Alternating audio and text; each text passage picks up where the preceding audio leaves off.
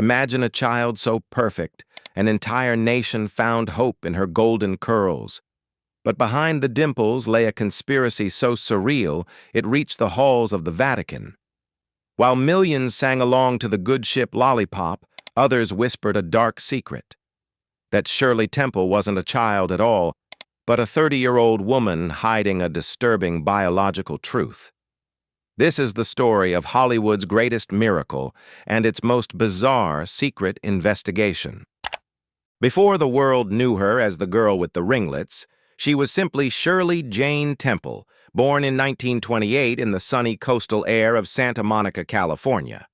Her childhood, however, was never destined to be spent playing in the sand. It was meticulously engineered by her mother, Gertrude, a woman whose own thwarted dreams of being a dancer were now being projected onto her toddler with laser-like focus. By the age of 3, while most children were just learning to navigate the world, Shirley was already enrolled in Meglin's dance studio, being groomed for a level of stardom no child in human history had ever witnessed. The transition from a toddler in a dance class to a professional actress happened with dizzying, almost predatory speed. By 1932, at an age when most children are still taking afternoon naps, Shirley was already a working professional in the cutthroat environment of Hollywood. Her mother's persistence paid off when she landed a contract for 26 films over just 2 years. It was a grueling pace for any adult, let alone a 4-year-old. Yet the industry saw something in her that was more than just talent. They saw a financial gold mine, starting her off at a then impressive $50 a week, a sum that meant the difference between survival and starvation for many families during that era. However, the sugary sweetness seen on the silver screen was often forged through methods that would be considered criminal by modern standards. In her later years, Shirley would pull back the curtain on the chilling reality of life on a 1930s movie set. When child actors were deemed difficult or failed to follow directions, the punishments were both psychological and physical. They were forced to stand in cold puddles, or even worse, sit on actual blocks of ice in a windowless room known as the black box. These weren't just tall tales. They were the cold, hard memories of a girl who was forced to be perfect under the threat of literal freezing, all while her mother watched from the sidelines, ensuring every curl stayed in place. Despite the hidden cruelty behind the scenes, Shirley's rise was unstoppable. By 1933, her performance in Stand Up and Cheer signaled the birth of a true cultural phenomenon. She wasn't just an actress anymore, she was a beacon of hope for a nation drowning in the depths of the Great Depression. As her salary skyrocketed from $50 to a staggering $1,000 a week, a fortune that rivaled the CEOs of the time, the world became obsessed with every move she made. President Franklin D. Roosevelt himself famously declared that as long as the country had Shirley Temple, they would be all right. But as the fame grew into a global mania, the public's fascination began to turn into something much darker and more suspicious. People couldn't wrap their heads around how a mere child could possess such adult-like precision, timing, and composure. The more the world fell in love with her, the more a shadowy theory began to take root in the corners of the industry. A theory that suggested the world was being conned by a biological freak of nature. Little did the public know, the very curls they adored and the smile they trusted were about to become the center of a global conspiracy that would eventually force the highest authorities in the world to intervene. As Shirley Temple's fame reached a fever pitch, a shadow of skepticism began to eclipse her golden glow. In crowded theaters, amidst the laughter and adoration, a sinister whisper started to circulate. The public simply couldn't fathom how a 6-year-old child could possess such uncanny precision. The sharp comedic timing, the complex tap routines, and an emotional range that rivaled seasoned Shakespearean actors. From this disbelief, one of the most bizarre urban legends in Hollywood history was born, the theory that Shirley Temple was not a child at all. The rumors suggested that the world's most famous little girl was actually a 30-year-old woman with dwarfism, meticulously disguised by the studio as a biological miracle. This wasn't just idle gossip. The conspiracy grew so elaborate that people claimed she was already a mother herself, hiding a 10-year-old daughter in the shadows. The Great Depression-era public, desperate for a hero but cynical of the industry's smoke and mirrors, began to see her maturity not as talent but as a calculated fraud. They looked into her eyes, and instead of innocence, they saw the weary gaze of an adult who had lived a whole lifetime before the cameras even rolled. The seeds of this suspicion were often sown by the films themselves. Shirley was frequently cast in roles where she spoke with the authority of an adult, mediating the problems of grown men and navigating complex social situations with a confidence that felt supernatural. Film critics of the era inadvertently fueled the fire, with one famous review publicly questioning her true age. This prompted a wave of scrutiny where every inch of her frame was analyzed by the masses, looking for a wrinkle, a slip in character, or any crack in the porcelain mask Hollywood had built around her. Ironically, the more evidence Shirley provided of her genius, the more the skeptics felt vindicated. They argued that no genuine child's brain could handle the grueling workload and the immense pressure of being a top-tier star.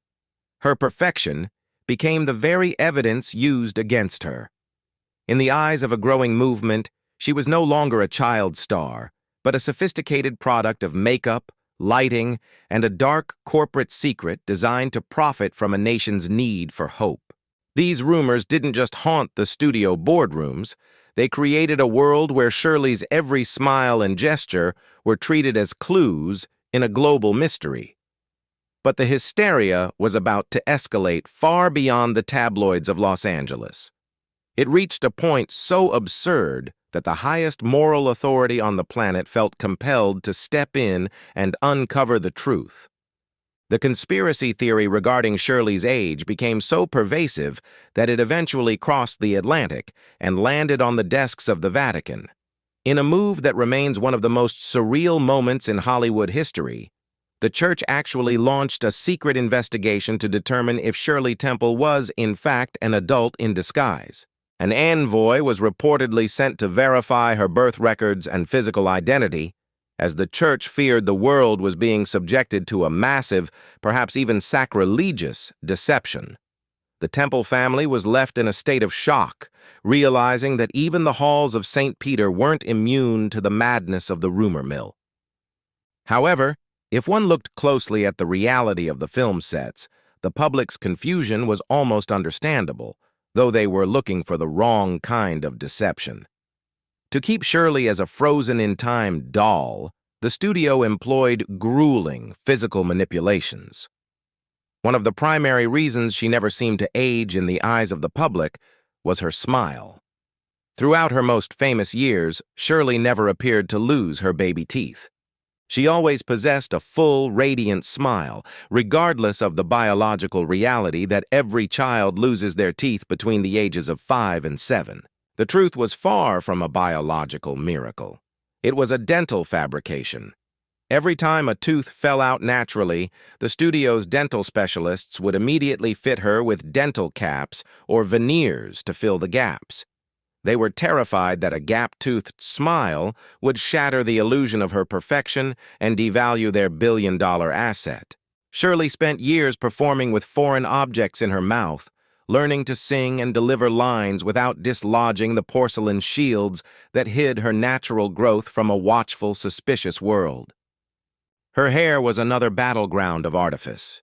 Her golden ringlets were so iconic that people would frequently reach out and tug on them in public, desperate to see if they were real or a wig. In her autobiography, Shirley recalled the daily ritual of her hair as a literal torture session. Every morning, her mother, Gertrude, would set exactly 56 pin curls. Shirley had to sit perfectly still for hours as pins were driven close to her scalp, and the hair was manipulated with heat and chemicals to ensure not a single strand was out of place. It was a painful, exhausting process designed to maintain a brand, not a childhood. This relentless focus on her physical appearance turned Shirley's life into a perpetual performance where she was never allowed to be off. Even away from the cameras, she was a prisoner of her own image, forced to maintain a curated innocence. The studio had built a gilded cage, and as the 1940s approached, the bars were beginning to tighten. The biological clock that the studio had tried so hard to mask with dental caps and pin curls was finally beginning to strike a new hour, and the transition would be anything but graceful. By the dawn of the 1940s, the impossible was happening. The eighth wonder of the world was growing up. For the executives at 20th Century Fox, Shirley Temple's puberty was not a natural milestone to be celebrated, but a corporate disaster that needed to be managed, delayed, and eventually mourned. The very features that had made her a global icon, the round cheeks, the high-pitched voice, and the diminutive stature, were sharpening into the features of a young woman. The studio that had once ensured her life for millions now looked at her changing silhouette with a sense of looming dread. They realized that their primary product wasn't Shirley Temple the person, but Shirley Temple the idea, and that idea was strictly prohibited from aging. The transition was agonizingly public. As Shirley entered her teenage years, the roles offered to her became increasingly awkward and tonally confused. The industry tried to force her into a perpetual adolescent mold, dressing her in clothes that were far too young for her and trying to maintain the fiction of her childhood innocence long after it had naturally faded. The audience, too, felt a strange sense of betrayal. They didn't want to see a Shirley Temple who dealt with romance or complex teenage emotions. They wanted the girl who sang about lollipops. The collective denial of the American public created a psychological wall that Shirley found herself crashing into repeatedly. Behind the scenes, the financial stakes were staggering. During the height of the Depression, Shirley had been the #1 box office draw for 4 consecutive years, out-earning adult legends like Clark Gable and Joan Crawford. But as her films began to underperform, the same system that had sheltered her in a gilded cage began to turn cold. The unconditional love of the public, it turned out, was entirely conditional on her remaining a static image of a child. She was witnessing the slow-motion collapse of an empire built entirely on her tiny shoulders, and for the first time in her life, she was powerless to stop it. The psychological toll of this rejection cannot be overstated. Imagine being told by the entire world that your greatest flaw is simply growing older, a process no human can avoid. Shirley was forced to reconcile the girl in the mirror with the doll that was still being sold in stores across the country. She was living in the shadow of her own past, a ghost of herself before she had even reached her 18th birthday. The industry that had once heralded her as a savior was now beginning to whisper the most terrifying words in Hollywood: box office poison. As her contract with Fox eventually came to an end, Shirley was left at a crossroads that few could navigate. She was a veteran of the industry with dozens of films under her belt, yet she was barely an adult.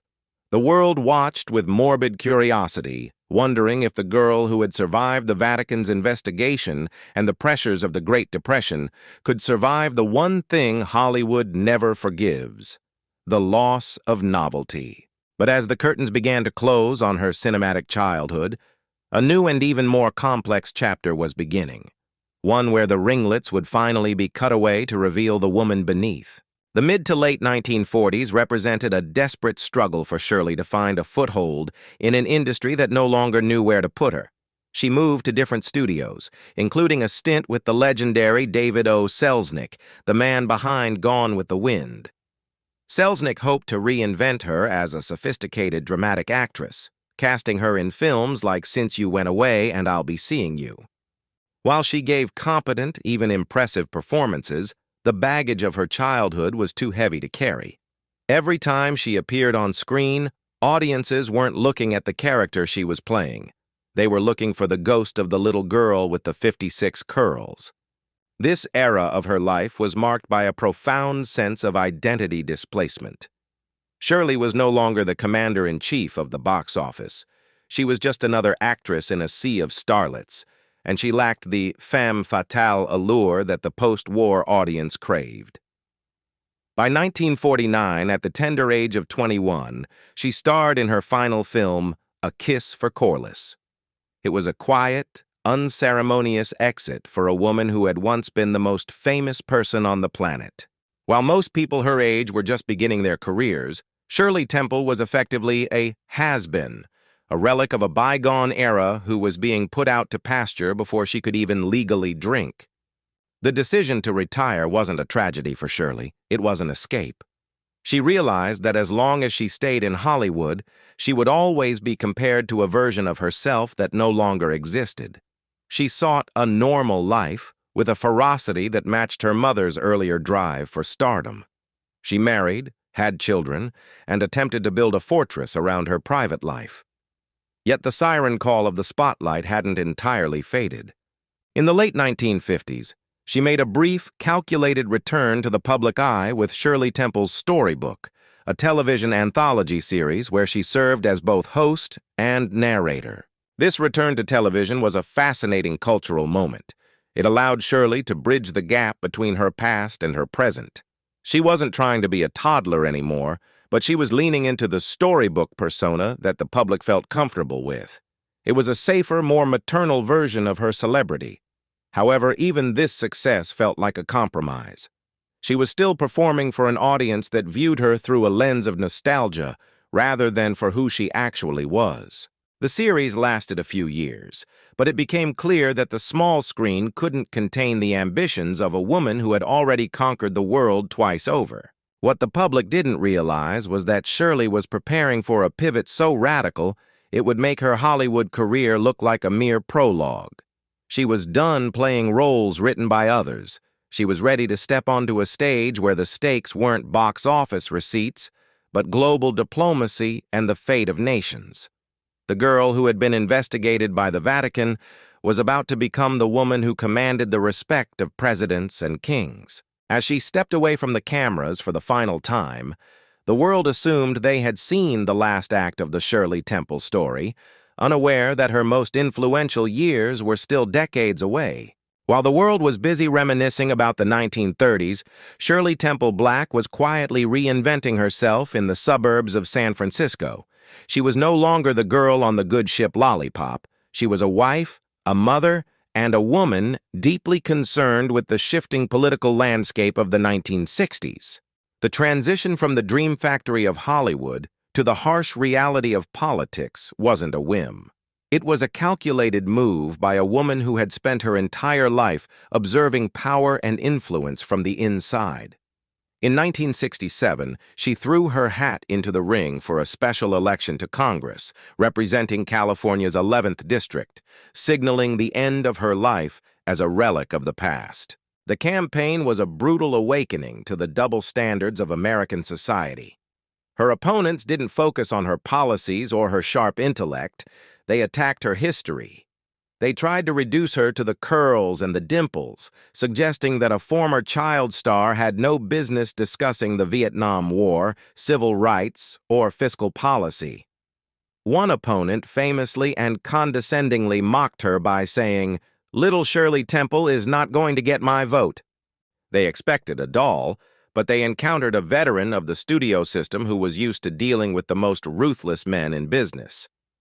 She campaigned with a tenacity that shocked her rivals, proving she was more than just a nostalgic memory. Though she didn't win that specific seat, the election served a greater purpose. It proved her mettle to the Republican establishment. She realized that her global name recognition was a unique form of currency that few politicians could ever hope to possess. While other candidates struggled to be heard, Shirley Temple Black was welcomed in every corner of the world. She began to pivot toward international relations, serving as a delegate to the United Nations under President Richard Nixon. It was here that she found her true calling, navigating the complex waters of global diplomacy with the same poise she once used to navigate a crowded movie set. She was no longer performing for an audience. She was negotiating for a superpower. But even as she climbed the ranks of the political elite, a personal crisis was brewing that would test her strength more than any election ever could. It was a secret she would eventually share with the world, changing the lives of millions of women forever. Yet before she could lead that revolution, she had to face one of the most challenging and controversial diplomatic assignments in American history.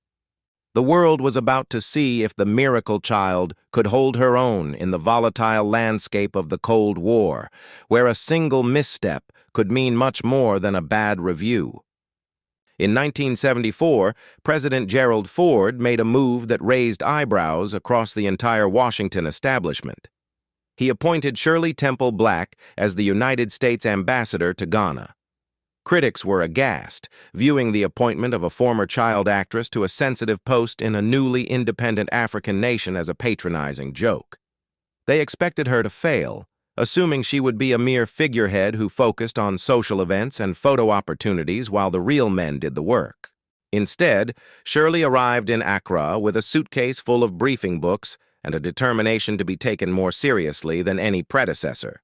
She didn't just attend state dinners. She toured the countryside, learned the nuances of the local economy, and engaged with the people on their own terms. She broke every stereotype the State Department held about her. In Ghana, she was respected not because of her movies, many of which had never even been seen there, but because of her tireless work ethic and her genuine interest in the nation's development. She proved that the same discipline that allowed her to master 56 pin curls and complex tap routines as a toddler could be applied to international trade agreements and Cold War geopolitics. By the time she left, she had paved the way for a new generation of female diplomats, proving that celebrity was not synonymous with superficial. Her diplomatic career reached its absolute zenith in the late 1980s, when President George H.W. Bush appointed her ambassador to Czechoslovakia. She arrived in Prague just as the Iron Curtain was beginning to fray at the seams. She was there on the ground during the Velvet Revolution, witnessing firsthand the fall of communism and the birth of a new democracy. The girl who had once been investigated by the Vatican for being a fake was now a front-row witness to the reshaping of the modern world. She stood on balconies with Václav Havel, serving as a powerful symbol of American support for freedom, proving once and for all that she was a heavyweight on the world stage. Yet, amidst these grand historical triumphs, Shirley was fighting a silent, terrifying battle within her own body. Long before it was socially acceptable to talk about women's health, she made a choice that would redefine her legacy far more than any film or treaty. She was about to confront an enemy that didn't care about her fame or her diplomatic status, and the way she fought back would spark a revolution of a different kind. As she faced her own mortality, the world was about to learn that Shirley Temple's greatest act of bravery wasn't performed on a soundstage or in a foreign embassy, but in a hospital room where she broke a silence that had lasted for generations. In the early 1970s, Shirley Temple Black faced a challenge that no Hollywood studio could fix and no diplomatic treaty could resolve. She was diagnosed with breast cancer at a time when the very words were barely whispered in polite society, let alone discussed on the evening news. During that era, a cancer diagnosis was often treated as a source of shame or a private death sentence to be hidden away. Most public figures would have retreated into the shadows to protect their image, but Shirley, who had been under the world's microscope since she was 3 years old, decided to use her fame as a shield for others. She made the radical decision to go public with her mastectomy, becoming one of the first high-profile women in history to do so. From her hospital bed, she held a press conference that sent shockwaves through the country. She spoke with a blunt, refreshing honesty, urging women everywhere to not sit home and be afraid, but to seek early detection and take control of their health. This was not the rehearsed innocence of a child star. This was the raw, unfiltered courage of a woman who understood that her voice could save lives. By pulling back the curtain on a medical taboo, she effectively shattered the stigma that had kept millions of women suffering in silence and fear for generations. This moment was perhaps the most significant performance of her life, though there were no cameras rolling for a feature film. She transformed from a symbol of childhood nostalgia into a pioneer of women's rights and health advocacy. The transition was finally complete. She was no longer the doll that the Vatican had investigated or the industry had exploited. She was a survivor who had reclaimed her body and her narrative from a public that had tried to claim ownership of her for decades. She had survived the Great Depression, the cutthroat politics of Hollywood, the Cold War, and now her own mortality. As the years progressed, Shirley retired to the quiet, rolling hills of Woodside, California, surrounded by her family and the vast collection of memorabilia that chronicled her multiple lifetimes. She lived with a grace and dignity that eluded almost all of her contemporaries, never becoming a has-been, but instead remaining a respected elder stateswoman. Even in her final years, she remained sharp, witty, and entirely unimpressed by the myths that had been built around her golden curls.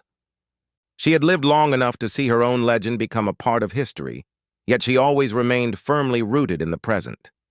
But when the final curtain finally fell on this extraordinary life, the world was forced to reconcile the two Shirleys, the little girl who saved a nation and the woman who changed the world. Shirley Temple Black passed away peacefully in 2014 at the age of 85, leaving behind a legacy that remains unparalleled in the history of celebrity. She had successfully navigated the most treacherous path in show business, moving from a heavily exploited child product to a global leader who directly influenced the course of modern diplomacy. While the tragic stories of other child stars serve as cautionary tales, Shirley's life stands as a masterclass in resilience. She proved that she was never defined by the 56 curls her mother set or the dental caps the studio forced her to wear, but by the iron will and brilliant mind that lay beneath the artifice. Her story is far more than a collection of bizarre rumors about secret ages or Vatican envoys. It is a powerful testament to the importance of reclaiming one's identity in a world that desperately wants to keep you frozen in a single profitable moment. Shirley Temple gave a broken nation hope when it had nothing else, and then she gave herself a future that no one in Hollywood thought was possible. She lived a life of service, bravery, and transformation, proving that it is never too late to cut the strings and become the master of your own destiny. If you found Shirley's journey from the good ship Lollipop to the front lines of the Cold War as fascinating as we did, please hit the like button and subscribe to our channel for more deep dives into the secret histories of Hollywood's most iconic figures. We want to hear from you in the comments below. Do you think child stars today face the same impossible pressures Shirley did? Or has the industry finally changed for the better? Thank you for watching, and we'll see you in the next story. See you in the next story. See you in the next story. See you in the next story.